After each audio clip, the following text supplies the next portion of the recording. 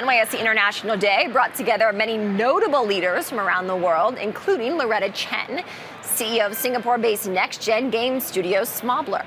She dove into what the company is working on with our Ashley Masternardi, as well as why it's focusing on educational gaming. Let's take a look.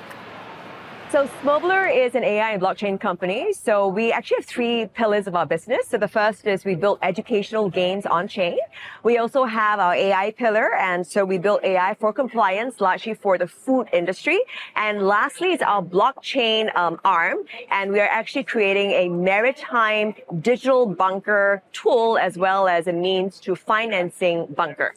Can you explain and elaborate on those three key pillars of Smobler? The game, I think, is self-explanatory. I think increasingly people are spending more and more time on gaming platforms. And so that's one of the things that we really wanted to go into, was to create educational games, because one of the things that I feel very strongly about as an educator is that a lot of games today are much too violent. So that was one of the first starts that we had in the blockchain industry.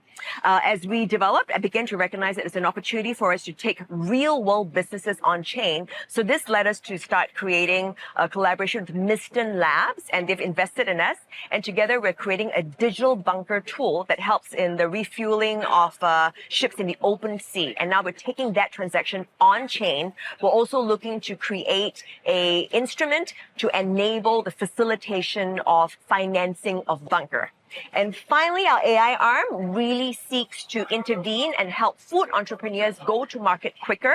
And so what we've done is to create a platform that enables any entrepreneur to be able to access nutritional labeling, the HSEP plan, which stands for a Hazard and Critical Checkpoints program. I know it's a mouthful, as well as helping the food entrepreneur work through their logistics as well as their balance sheet. Now, Loretta, you have a background in theater. How did you make this move? When did that move happen into this digital space? As with most people, I think COVID was either a hit or miss, right? A bane or a boon. And for me, I was an entrepreneur, and I exited, and I was in Hawaii living my best life as an educator.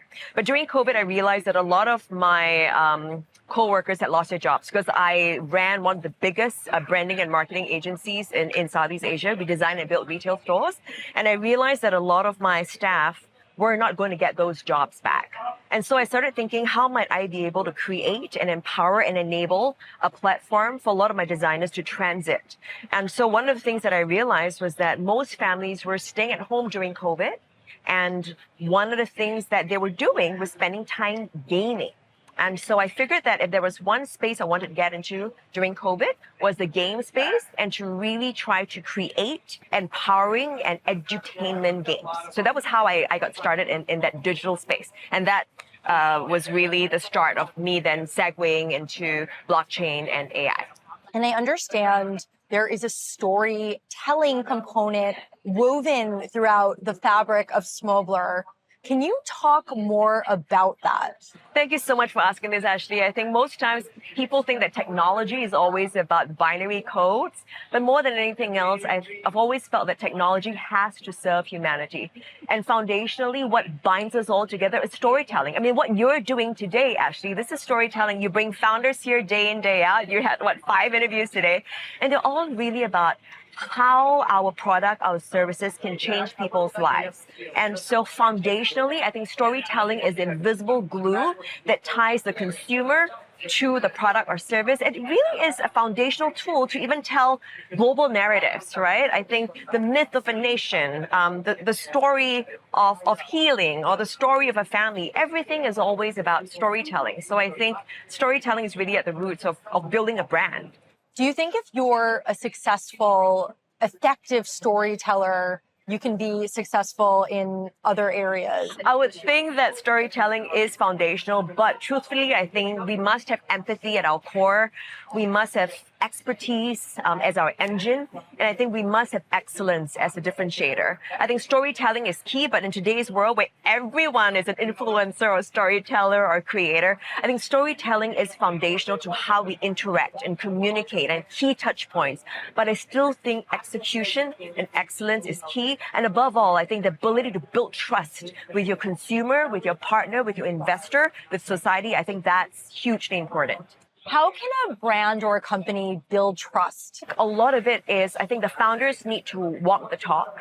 I think it really is about building a legacy of being able to put your money where your mouth is, and also to be able to execute as you say you will. In today's day, I think we read the news and we see a lot of broken trust.